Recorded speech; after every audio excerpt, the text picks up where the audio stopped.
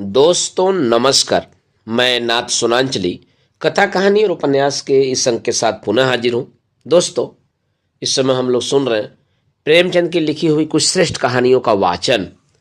इस कड़ी में आज लीजिए सुनिए प्रेमचंद की लिखी हुई मानसरोवर भाग 3 से कहानी स्त्री और पुरुष का वाचन मेरे अर्थात नाथ सुनांचली के स्वर में।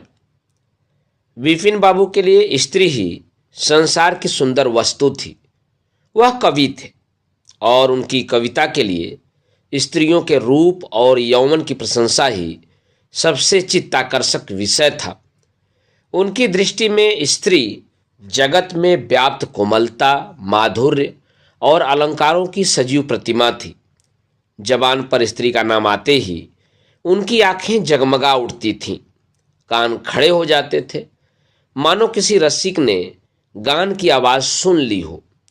जब से होश संभाला था तभी से उन्होंने उस सुंदरी की कल्पना करनी शुरू की जो उनके हृदय की रानी होगी।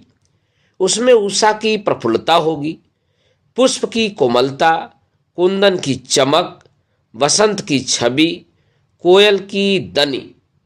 वह कवि वर्णित सभी उपमाओं से विभूषित होगी। वह उस कल्पित मूर्ति के उपासक थे। कविताओं में उसका गुण गाते, मित्रों से उसकी चर्चा करते, नित्य उसी के ख्याल में मस्त रहते थे। वह दिन भी समीप आ गया था जब उनकी आशाएं हरे भरे पत्तों से लहराएंगी, उनकी मुरादें पूरी होंगी। कॉलेज की अंतिम परीक्षा समाप्त हो गई थी और विवाह के संदेश आने लगे थे। विवाह तय हो गया। विपिन बाबू ने कन्या को देखने का बहुत आग्रह किया, लेकिन जब उनके मामू ने विश्वास दिलाया कि लड़की बहुत ही रूपवती है, मैंने अपनी आंखों से देखा है, तब वह राजी हो गए। धूमधाम से बारात निकली और विवाह का मुहूर्त आया। वधू आभूषणों से सजी हुई मंडप में आई तो विपिन को उसके हाथ पांव नजर आए। कितनी सुंदर उंगलियां थीं, मानो दीप शिखाएं हों। अंगों की शोभा कितनी मनोहारिणी थी। विपिन फूले न समाये। दूसरे दिन वधू विदा हुई तो वह उसके दर्शनों के लिए इतने अधीर हुए कि ज्यों ही रास्ते में कहारों ने पालकी रखकर मुंह हाथ धोना शुरू किया, आप चुपके से वधू के पास जा पहुंचे। वह घूंघट हटाए पालकी से सिर निकाले बाहर झांक रही थी। विपिन की निगाह उस पर पड़ गई। घृणा, क्रोध और निराशा की एक लहर सी उन पर दौड़ गई। वह परम सुंदरी रमणी न थी जिसकी उन्होंने कल्पना की थी, जिसकी वह बरसों से कल्पना कर रहे थे। यह एक चौड़े मुंह, चिपटी नाक और फूले हुए गालों वाली कुरूपा स्त्री थी। रंग गोरा था पर उसमें लाली के बदले सफेदी थी। और फिर रंग कैसा ही सुंदर हो, रूप की कमी पूरा नहीं कर सकता। विपिन का सारा उत्साह ठंडा पड़ गया। हाय, इसे मेरे ही गले पड़ना था। क्या इसके लिए समस्त संसार में और कोई दूसरा न मिलता था? उन्हें अपने मामू पर क्रोध आया, जिन्होंने वधू की तारीफों के पुल बांध दिए थे। अगर इस वक्त वह मिल जाते तो विपिन उनकी ऐसी खबर लेता कि वह भी याद करते। जब कहारों ने फिर पालकियां उठाईं तो विपिन मन में सोचने लगा, इस स्त्री के साथ मैं कैसे बोलूंगा, कैसे इसके साथ जीवन काटूंगा। इसकी ओर तो ताकने से घृणा होती है। ऐसी कुरूपा स्त्रियां भी संसार में हैं, इसका मुझे अब तक पता न था। क्या मुंह ईश्वर ने बनाया है, क्या आंखें हैं। मैं और सारे ऐबों की ओर से आंखें बंद कर लेता, लेकिन वह चौड़ा सा मुंह। भगवान, क्या तुम्हें मुझी पर यह वज्रपात करना था? विपिन को अपना जीवन नरक सा जान पड़ता था। वह अपने मामू से लड़ा, ससुर को लंबा खर्रा लिखकर फटकारा, माँ बाप से हुज्जत की, और जब इससे शांति न हुई तो कहीं भाग जाने की बात सोचने लगा। आशा पर उसे दया अवश्य आती थी। वह अपने को समझाता कि इसमें उस बेचारी का क्या दोष है। उसने जबरदस्ती तो मुझसे विवाह किया नहीं, लेकिन यह दया और यह विचार उस घृणा को न जीत सकता था जो आशा को देखते ही उसके रोम रोम में व्याप्त हो जाता था। आशा अपने अच्छे से अच्छे कपड़े पहनती, तरह तरह से बाल संवारती, घंटों आईने के सामने खड़ी होकर अपना श्रृंगार करती, लेकिन विपिन को यह शुतुरमर्यादा से मालूम होते। वह दिल से चाहती थी कि उन्हें प्रसन्न करूं, उनकी सेवा के लिए अवसर खोजा करती थी, लेकिन विपिन उससे भागा भागा फिरता था। अगर कभी भेंट हो भी जाती तो कुछ ऐसी जली कटी बातें करने लगता कि आशा रोती हुई वहां से चली जाती। सबसे बुरी बात यह थी कि उसका चरित्र भ्रष्ट होने लगा। वह यह भूल जाने की चेष्टा करने लगा कि मेरा विवाह हो गया है। कई कई दिनों तक आशा को उसके दर्शन भी न होते। वह उसके कहे की आवाजें बाहर से आती हुई सुनती, झरोखे से देखती कि वह दोस्तों के गले में हाथ डाले सैर करने जा रहे हैं, और तड़प कर रह जाती। एक दिन खाना बनाते समय उसने कहा, अब तो आपके दर्शन ही नहीं होते, क्या मेरे कारण घर छोड़ दीजिएगा?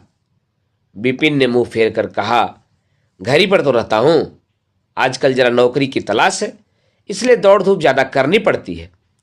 आशा बोली, किसी डॉक्टर से मेरी सूरत क्यों नहीं बनवा देते? सुनती हूं आजकल सूरत बनाने वाले डॉक्टर पैदा हुए हैं। विपिन ने कहा, क्यों नाहक चढ़ाती हो? आशा, आखिर इस मर्ज की दवा कौन करेगा? विपिन, इस मर्ज की दवा नहीं है। जो काम ईश्वर से न करते बना, उसे आदमी क्या बना सकता है? आशा, यह तो तुम ही सोचो कि ईश्वर की भूल के लिए मुझे दंड दे रहे हो। संसार में कौन ऐसा आदमी है जिसे अच्छी सूरत बुरी लगती हो? लेकिन तुमने किसी मर्द को केवल रूपहीन होने के कारण कुंवारा रहते देखा है? रूपहीन लड़कियां भी माँ बाप के घर नहीं बैठती, किसी न किसी तरह उनका निर्वाह हो ही जाता है। उसका पति उन पर प्राण न देता हो, लेकिन दूध की मक्खी नहीं समझता। विपिन ने झुंझलाकर कहा, क्यों नाहक सिर खाती हो? मैं तुमसे बहस तो नहीं कर रहा हूं। दिल पर जब्र नहीं किया जा सकता, और न दलीलों का उस पर कोई असर पड़ सकता है। मैं तुम्हें कुछ कहता तो नहीं हूं, फिर तुम क्यों मुझसे हुज्जत करती हो? आशा यह झिड़की सुनकर चली गई। उसे मालूम हो गया कि इन्होंने मेरी ओर से सदा के लिए हृदय कठोर कर लिया है। विपिन तो रोज सैर सपाटे करते, कभी कभी रात गायब रहते। इधर आशा चिंता और नैराश्य से घुलते घुलते बीमार पड़ गई, लेकिन विपिन भूलकर भी उसे देखने न आता। सेवा करना तो दूर रहा, इतना ही नहीं, वह दिल में मनाता था कि वह मर जाती तो गला छोड़ता, अब की खूब देखभाल कर अपनी पसंद का विवाह करता। अब वह और भी खुलकर रहने लगा। पहले आशा से कुछ दबता था, कम से कम उसे यह धड़का लगा रहता था कि मेरी कोई चाल ढाल पर निगाह रखने वाला भी है। अब वह धड़का छूट गया। कुवासनाओं में ऐसा लिप्त हो गया कि मर्दाने कमरे में ही जमघट होने लगे। लेकिन विषय भोग में धन ही का सर्वनाश नहीं होता, इससे कहीं अधिक बुद्धि और बल का सर्वनाश होता है। विपिन का चेहरा पीला पड़ने लगा, देह भी क्षीण होने लगी, पसलियों की हड्डियां निकल आईं, आंखों के इर्द गिर्द गड्ढे पड़ गए। अब वह पहले से कहीं ज्यादा शौक करता, नित्य तेल लगाता, बाल बनवाता, कपड़े बदलता, किंतु मुख पर कांति न थी। रंग रोगन से क्या हो सकता है? एक दिन आशा बरामदे में चारपाई पर लेटी हुई थी। इधर हफ्तों से उसने विपिन को न देखा था। उन्हें देखने की इच्छा हुई। उसे भय था कि वह न आएंगे, फिर भी वह मन को न रोक सकी। विपिन को बुला भेजा। विपिन को भी उस पर कुछ दया आ गई। आकर सामने खड़े हो गए। आशा ने उनके मुंह की ओर देखा तो चौंक पड़ी। वह इतने दुर्बल हो गए थे कि पहचानना मुश्किल था। बोली, क्या तुम भी बीमार हो? तुम तो मुझसे भी ज्यादा घुल गए हो।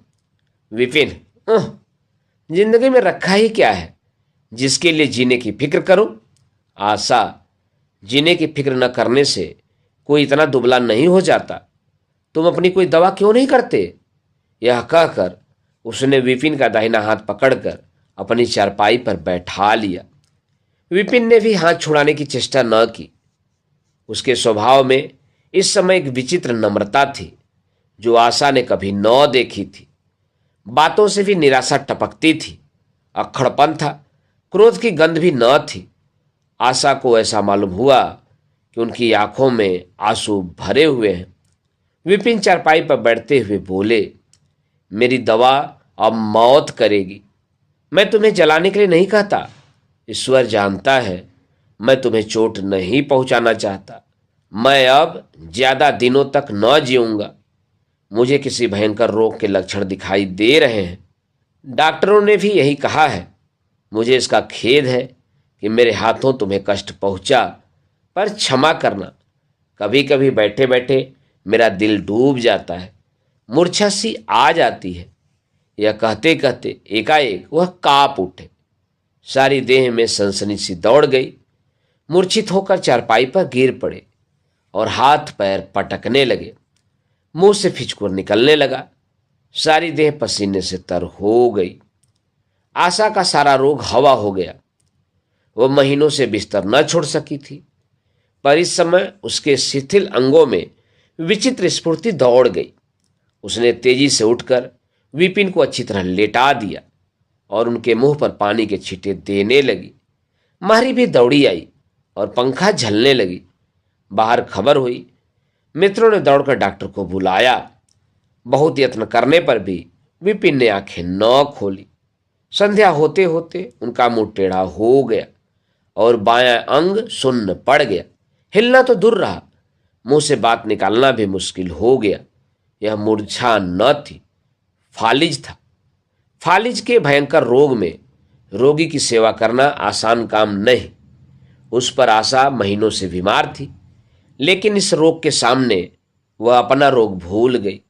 15 दिनों तक विपिन की हालत बहुत नाजुक रही। आशा दिन के दिन और रात की रात उसके साथ बैठी रहती। उनके लिए पथ्य बनाना, उन्हें गोद में संभालकर दवा पिलाना, उनके जरा जरा से इशारों को समझना उसी जैसी धैर्यशीला स्त्री का काम था। अपना सिर दर्द से फटा करता, ज्वर से देह तपा करती, पर इसकी उसे जरा भी परवाह न थी। 15 दिनों के बाद विपिन की हालत कुछ संभली। उनका दाहिना पैर तो लुंज पड़ गया था, पर तोतली भाषा में कुछ बोलने लगे थे। सबसे बुरी गत उनके सुंदर मुख की हुई थी। वह इतना टेढ़ा हो गया था जैसे कोई रबर के खिलौने को खींचकर बढ़ा दे।